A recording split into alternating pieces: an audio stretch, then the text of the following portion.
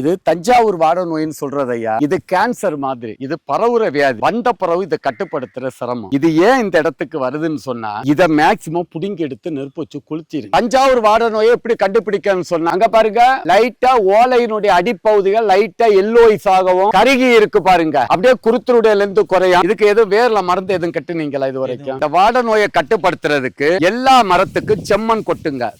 தூருக்கு மண் அணைச்சுக்கிட்டு பள்ளத்துல அடுத்து போடோ கலவை ஊத்தணும். போடோ கலவை எப்படி தயாரிக்கிறது சொன்னாயா, 400 கிராம் காப்பர் சல்பேட், 400 கிராம் நீத்த சுண்ணாம்பு. இது எது வேணா நீங்க பசுமை பூமியை தொடர்பு கொண்டு அனுப்பிடுவாங்க. 20 லிட்டர் தண்ணீர்ல காப்பர் சல்பேட்டை கரைச்சிருங்க. மறு 20 லிட்டர் தண்ணீர்ல சுண்ணாம்பை கலந்துருங்க. காப்பர் சல்பேட்டை தூக்கி சுண்ணாம்புல ஊத்துங்க. மாத்தி ஊத்தக்கூடாது. காப்பர் சல்பேட்டை ஈய பாத்திரம் இரும்பு பாத்திரத்துல கரைக்க கூடாது, பொத்து போயிடும். மண் சட்டியோ பக்கெட் இந்த கலவையை செய்யணும். அப்ப காப்பர் சல்பேட்டை தூக்கி சுண்ணாம்புல ஊத்தி 40 லிட்டர் ஆயிரும். ஒரு மரத்துக்கு 40 லிட்டர் தண்ணி. கொஞ்சம் மாறும்.